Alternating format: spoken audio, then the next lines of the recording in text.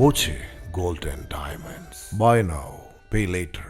കേസിന്റെ പേരിൽ പട്ടാമ്പി നഗരത്തിലെ റോഡ് നവീകരണത്തിന് തടസ്സമുണ്ടാകാതിരിക്കാൻ ജാഗ്രതയോടെ മുന്നോട്ടു പോകണമെന്ന് മുഹമ്മദ് മൂസിൻ MLA.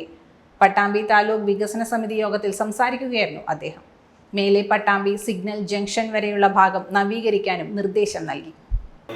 പൈപ്പ് ചെയ്ത് ചാർജ് ചെയ്ത് ചെക്ക് ചെയ്ത് നോക്കിയിട്ട് ചെയ്യാം. ഈ റോഡിന്റെ അകത്ത് കൂടെ വരുന്ന പൈപ്പ് നമുക്ക് ഈ വീതിയില്ലാത്ത സ്ഥലത്ത് ഒഴിവാക്കാൻ കഴിയില്ല എന്നുള്ളതാണ് പ്രശ്നം. അപ്പോൾ സ്വാഭാവികമായിട്ടും പിന്നീട് റോഡ് നന്നാക്കി കഴിഞ്ഞാൽ പൈപ്പ് പൊട്ടിയാൽ റോഡ് പൊളിക്കേണ്ടി വരുന്ന ഒരു സാഹചര്യം വരും. അപ്പം അത് വെള്ളം നോക്കി ചെക്ക് ചെയ്തിട്ട് ചെയ്യുന്നതാണ് നല്ലത്.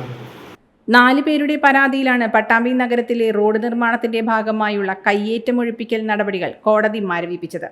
ഇതിനെതിരെ KRFBയും പട്ടാമ്പി താലൂക്ക് ഓഫീസും ഹൈക്കോടതിയിൽ ഹർജി നൽകിയിട്ടുണ്ട്.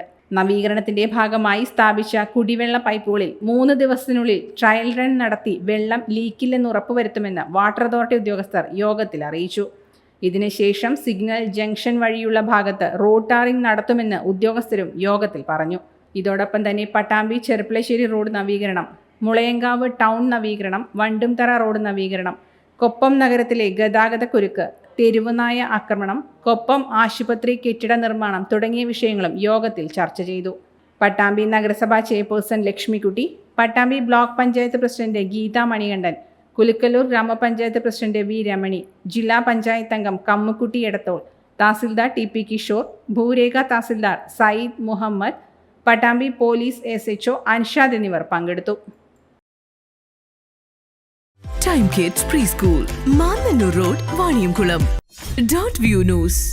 കാഴ്ചകളാണ് ലോകം, കണ്ടു തുടങ്ങുക.